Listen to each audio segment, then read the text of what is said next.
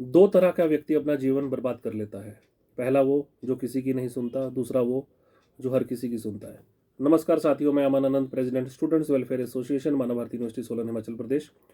Video के starting में ही जो सबसे बड़ा अपडेट है कि जो मेन PIL बच्चों के लिए जो डलवाई गई थी, CWPIL नंबर 22 ऑफ 2022, उसकी जो है कल 28 नवंबर को हियरिंग है honourable high court of Himachal Pradesh in the court room number 1, serial number 24। जो हमारे ऑनरेबल जस्टिस श्री त्रिलोक सिंह चौहान जी हैं, एक्टिंग चीफ जस्टिस, उनके पास ये केस लगा हुआ है। उसमें क्या अपडेट रहेगा उसके लिए वीडियो नेक्स्ट में जो है डे आफ्टर टुमारो यानी कि 29 नवंबर को आप लोगों के बीच में लेकर आऊँगा।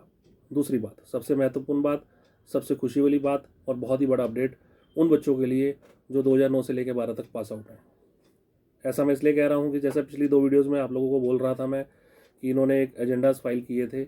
मिनट्स ऑफ मीटिंग एक SP ऑफिस सोलन में हुई थी, जो कि हमारी कमेटी के चेयरमैन हैं, ठीक है।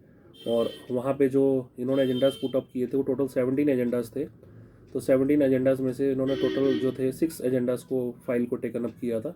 11 में क्या डिसीजन लिया गया वो पेंडेंसी है, अभी उसमें क्या होगा फर्दर उसकी हमें कोई इन्फॉर्मेशन नहीं है। मे बी उनको शायद डिसमिस कर दिया जाएगा, क्योंकि लिमिटेड पावर्स हैं कमेटी के पास भी after apprising the honourable high court कि हम इन पैरामीटर्स के अकॉर्डिंगली बच्चों को वेरीफाई कर रहे हैं। तो ज़्यादा आप लोगों का टाइम ना वेस्ट करते हुए एजेंडाज के पॉइंट के बीच में आते हैं। ये सारी की सारी कॉपीज हमें मिल चुकी हैं जो कि इन्होंने एजेंडाज फाइल किए थे, जो कमेटी के समक्ष करी थी, और जो कमेटी की मीटिंग हुई थी वो SP ऑफिस सोलन में हुई थी, ठीक है। जो पॉइंट नंबर 1 इन्होंने जो था उसके अंदर इन्होंने सिंपली बोला है कि the committee has decided that while issuing verification letters it should be clearly conclude the claim as verified और not verified instead of using the word genuine और नॉट जेन्युइन। मतलब अब जो भी बच्चों को डॉक्यूमेंट इशू करेंगे या वेरिफिकेशन इशू होगी उसको वेरीफाइड और नॉट वेरीफाइड वर्ड को यूज़ किया जाएगा, ठीक है, इंस्टेड ऑफ जेन्युइन और नॉट जेन्युइन। ये वर्ड को अब वो लोग यूज़ नहीं करेंगे। दूसरी बात, जैसा मैंने वीडियो की स्टार्टिंग में बोला कि जो बच्चे 2009, 10, 10, 11 और 11, 12 में पास आउट है, कुछ बच्चे ऐसे भी हैं जिन लोगों की इन लोगों ने नेगेटिव वेरिफिकेशन करके भी भेज दी है कि आप लोगों का रिकॉर्ड अवेलेबल नहीं है, ठीक है। उन लोगों के लिए बहुत ही महत्वपूर्ण पॉइंट, बहुत ही अच्छा पॉइंट इस मीटिंग के एजेंडा से हमें मिला है। पूरा पढ़ के सुना रहा हूँ, डिटेल में ध्यान से समझिएगा। Point number 2, that in the committee meeting held on so and so dated, the administrator MU was directed by the committee to prepare the result gadgets for the academic session 2009-10, 10-11 and 11-12. In this behalf, the administrator MU has apprised the committee that digital record supplied to him by the committee in the shape of 2 pen drives was vast and inconclusive. Therefore, result gadgets has not been prepared yet. In this regard, it has been unanimously decided by all the members of the committee that the administrator MBU will analyze this record minutely with the assistance of a technical team at his own level as soon as possible, as all the available records have already been supplied to him by the committee. The outcome of the analysis should be documented in the order to ascertain the factual position of record, and copy of the same be supplied to the committee. अब इससे क्या आपको समझ में आया कि administrator खुद committee के अंदर जो अक्टूबर 2024 के अंदर मीटिंग हो रही है, कमेटी की मीटिंग हो रही है, कमेटी को ये अप्राइज करवा रहे हैं कि हमने तो अभी तक इनके जो रिजल्ट्स, गजट्स वगैरह हमने तो अभी तक प्रिपेयर ही नहीं किए हैं। तो सबसे बड़ा सवाल ये होता है कि जब आपने रिजल्ट्स, गजट्स प्रिपेयर ही नहीं करे हैं, उनका डाटा आपने प्रॉपरली मेंटेन ही नहीं किया है, ठीक है, जो कि आपको 2 पेन ड्राइव्स में दिया गया है, तो आप उन बच्चों को नेगेटिवली वेरीफाई कैसे कर सकते हैं? बहुत बड़ा सवाल, बहुत बड़ा सवाल।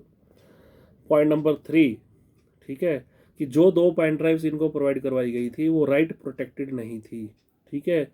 इस वजह से उनको राइट प्रोटेक्टेड करने के लिए बोला गया कि उसमें कुछ एडिशन ना हो पाए। इट मीन्स कि अगर किसी ने अब तक एडिशन कर दी होगी then who is the responsible for such and such activity? ये भी बहुत बड़ा सवाल है, ठीक है। बाकी सिंपल पॉइंट्स थे। चेयरमैन साहब ने बोला है कि जो भी आप लोग लेटर इशू करेंगे वो कमेटी का एंडोर्स करेंगे, ठीक है। और जो 17 केसेस जो उन्होंने पुटअप किए थे उसमें जो था केस नंबर 6 था, 5 एंड 6 था श्री भरतेश्वर वर्मा एंड श्री रजत चौधरी जी का, ठीक है। इनका जो इशू था, इनका मैक्सिमम मार्क्स का इशू था कि जो टोटल ग्रैंड टोटल 1000 का होना चाहिए उसमें 1100 में से इन लोगों की टोटल मार्किंग कर रखी थी। वो अंडरस्टूड सी बात है कि अगर आपने 10 एग्जाम दिए, 100 मार्क्स का ईच है, तो 1000 ही उसका ग्रैंड टोटल बनता है। तो उसकी करेक्शन के लिए इन्होंने बोल दिया कि आप लोग कर दो, कोई बड़ी बात नहीं है, ये तो नॉर्मल सी बात है, ठीक है।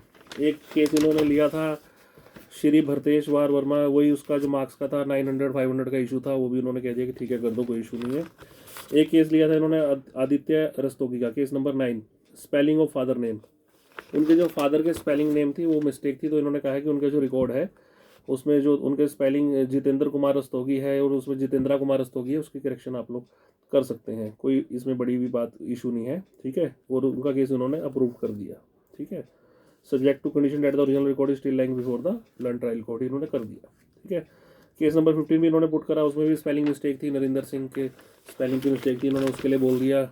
और एक जो इन्होंने केस नंबर 14 इन्होंने पुटअप किया था वो था श्री अंकित का, उसके अंदर उनका डेट ऑफ बर्थ का इशू था, डेट ऑफ बर्थ 9/1/1997 लिखा हुआ था और जो डॉक्यूमेंट्स में था वो 1/9/97 था, मंथ और डेट आगे पीछे थी, उसकी करेक्शन के लिए भी इन लोगों ने बोल दिया। तो कोई इतने बड़े मतलब कि कॉन्क्रीट इन्होंने एजेंडाज नहीं रखे जिससे स्टूडेंट्स को बेनिफिट मिल सके, ठीक है।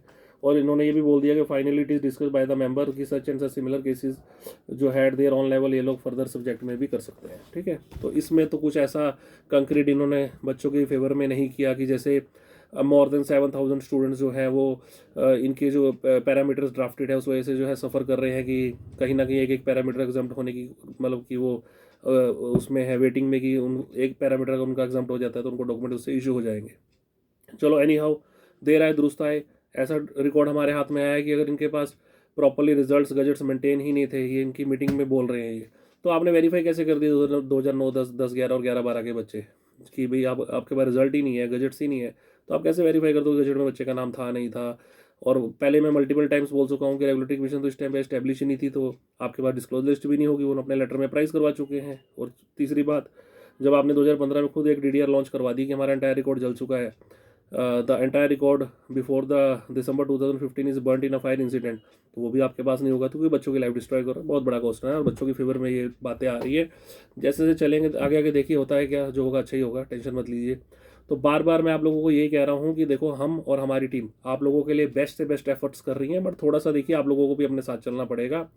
अगर हम आप लोगों को बोलते हैं कि चाहे आप प्रीवियसली पास आउट स्टूडेंट्स हैं या करंटली पास आउट स्टूडेंट्स हैं, वेरिफिकेशन आपके डॉक्यूमेंट्स की हो चुकी है या नहीं हुई है, वेरिफिकेशन सबके लिए मैंडेटरी है, वो लोग आप लोग करवाइए। दूसरी बात, अगर वेरिफिकेशन नेगेटिव है तो भी घबराने की जरूरत नहीं है, क्योंकि इनका तो जैसे मन चल रहा है वैसा कर रहे हैं, जैसे इनको दिख रहा है वैसा दिखा रहे हैं, ठीक है। जो एट लास्ट जो रिलीफ मिलेगा कोर्ट से मिलेगा, तो नेगेटिव वेरिफिकेशन के बाद भी कोर्ट में आप लोग अप्रोच कीजिए, वहाँ से आपको पॉजिटिव डायरेक्शंस आएंगी, वो भी बिल्कुल टेंशन फ्री रहिए, 100% गारंटी है, क्योंकि हमारे पास बहुत सारे कंक्रीट एविडेंसेज है जो कमेटी के अगेंस्ट है और इनकी नेग्लिजेंसीज के अगेंस्ट है। जैसे वेटनरी फार्मेसी के बच्चों को इन्होंने डॉक्यूमेंट्स इशू कर दिए, उसमें FIR रजिस्टर्ड है, ठीक है। उसके बाद और दूसरी बात, अभी फ्रेश कंप्लेंट हमने मूव की है, कई ऐसे बच्चों को इन्होंने डॉक्यूमेंट्स इशू कर दिए जो ड्यूरिंग द रेगुलर कोर्स किसी ना किसी प्राइवेट या गवर्नमेंट इंस्टीट्यूशंस के अंदर वर्किंग थे। समझते हैं आप इस बात को? एक व्यक्ति किसी सरकारी या गैर सरकारी संस्था के अंदर काम कर रहा है, वहाँ से अपनी सैलरी ले रहा है, वहाँ से उसकी डेली अटेंडेंस मार्क हो रही है, और इन्होंने उन बच्चों को डिग्रीज इशू कर दी एज ए रेगुलर स्टूडेंट कि ये हमारे रेगुलर स्टूडेंट्स हैं, कमेटी ने इनको अप्रूव कर रखा है विदाउट चेकिंग एनीथिंग, और उनकी अटेंडेंस भी इनके द्वारा मार्क की गई, क्योंकि उनको अटेंडेंस सर्टिफिकेट्स भी इशू कर दी गई। इसके ऊपर फ्रेश कंप्लेंट हमने कल ही जो है वो मूव की है, इसमें बहुत जल्दी से FIR रजिस्टर्ड होकर जिन ऐसे बच्चों ने डिग्री ली है जो कि इसके काबिल नहीं थे, उनकी डिग्री को कैंसिल करवाया जाएगा। और जिन स्टाफ मेंबर्स ने इनकी फेक अटेंडेंस मार्क की है, फेक अटेंडेंस उनको सर्टिफिकेट इशू किए हैं, बिकॉज एक व्यक्ति दो जगह पे एक ही समय में उपलब्ध नहीं हो सकता, उनके खिलाफ भी सख्त से सख्त कानूनी कार्रवाई अमल में लाई जाएगी, क्योंकि ऐसे ही कल्प्रिट्स की वजह से इनोसेंट बच्चे उसको जो है वो कहीं ना कहीं समस्याओं का सामना करना पड़ रहा है। जैसे कि पीछे सवाती को इन्होंने बोल दिया, 1 साल से उसको बोलते रहे कि आपका सब कुछ ठीक है, जस्ट आपकी फीस पेंडिंग है, क्योंकि वो स्पॉन्सर्ड कैंडिडेट थी, तो उन्होंने हमारे को अप्रोच किया, हमने हाईकोर्ट में उनकी रिट डाल के उनकी फेवर में डायरेक्शंस करवा दी। तो उसके बाद क्या जवाब आता है कि आपका तो रिजल्ट भी मिसमैच है, ठीक है। तो ये चीज़ें गलत हैं। अगर कोई बच्चा है, कोई स्टूडेंट है, उसका आगे पूरा का पूरा फ्यूचर है, उसके साथ ऐसा खिलवाड़ हम नहीं करने देंगे इनको। तो आप लोग टेंशन मत लीजिए, किसी भी प्रकार की वेरिफिकेशन के लिए, किसी भी टाइप के कोर्ट केस के लिए आप हमें 929 कॉल कर सकते हैं, मैं अपना नंबर डिस्क्रिप्शन में दे दूंगा। बाकी डरने की जरूरत कोई भी नहीं है आपको, सब कुछ पॉजिटिव डायरेक्शन में चल रहा है। कोशिश करने वालों की कभी हार नहीं होती और मुश्किलों से डरकर कभी नौका पार नहीं होती। धन्यवाद साथियों। बाकी कल के केस के अपडेट्स को लेकर परसों यानी कि 29 नवंबर को मैं आप लोगों के बीच में आऊँगा। और फिर बार बार मैं आपसे आग्रह कर रहा हूँ, वीडियो के स्टार्टिंग में भी मैंने बोला, 2 तरह के लोग या 2 तरीके के स्टूडेंट्स अपनी लाइफ डिस्ट्रॉय कर लेते हैं, या तो वो किसी की नहीं सुनते या बहुत से लोगों की सुनते हैं। फैसला है आपका, अपनी लाइफ को सेव करना है कि लोगों की बातों में आके अपनी लाइफ को डिस्ट्रॉय करना है। धन्यवाद।